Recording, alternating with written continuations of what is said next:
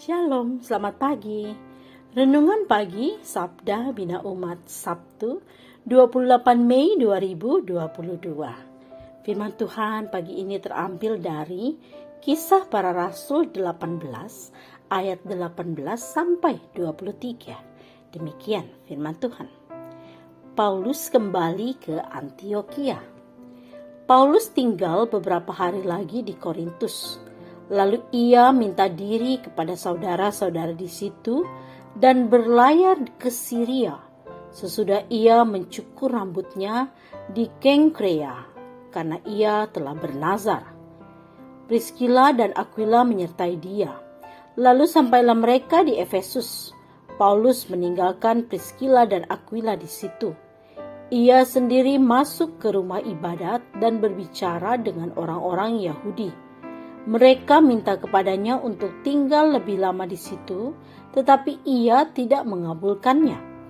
Ia minta diri dan berkata, "Aku akan kembali kepada kamu jika Allah menghendakinya." Lalu bertolaklah ia dari Efesus. Ia sampai di Kaisarea, dan setelah naik ke darat dan memberi salam kepada jemaat, ia berangkat ke Antiokhia. Setelah beberapa hari lamanya ia tinggal di situ, ia berangkat pula, lalu menjelajahi seluruh tanah Galatia dan Frigia untuk meneguhkan hati semua murid. Demikian firman Tuhan.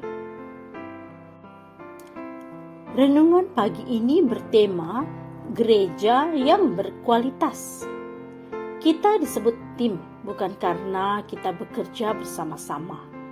Kita menjadi tim karena saling menghargai, percaya, dan peduli satu dengan yang lain. Setelah beberapa waktu, Paulus berangkat ke Syria bersama Priscilla dan Aquila.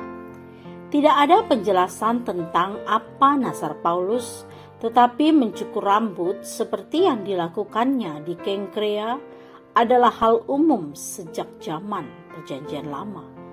Menuju Antiokhia, mereka bertiga menyinggahi kota Efesus, kota terpenting di Asia zaman itu.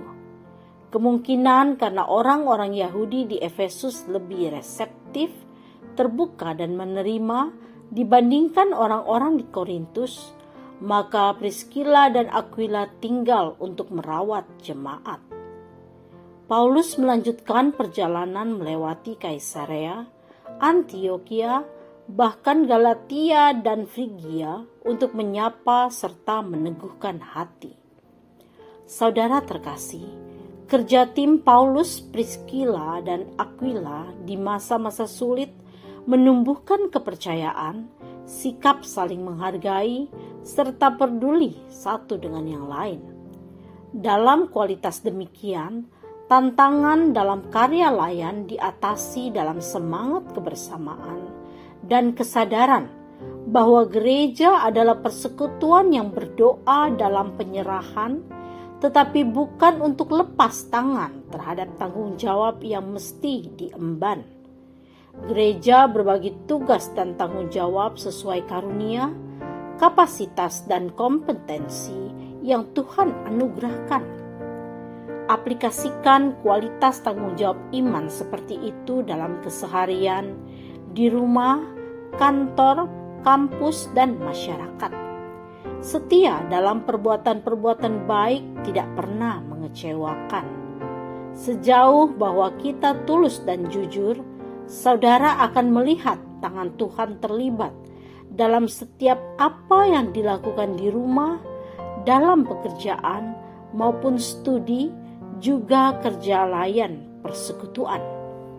Gereja yang berkualitas adalah persekutuan yang tidak pernah menyerah, terlibat dalam pekerjaan-pekerjaan Tuhan yang mendatangkan kebaikan bagi sesama dan seluruh ciptaan.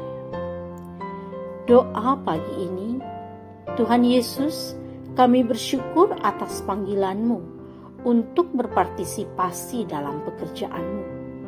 Terkadang kami ragu dengan kapasitas dan kompetensi diri, minder dengan yang lain, tak mampu mengalah atau merendahkan hati. Terima kasih untuk mengingatkan bahwa kualitas iman itu teruji dalam kesediaan kami untuk memberi diri. Amin.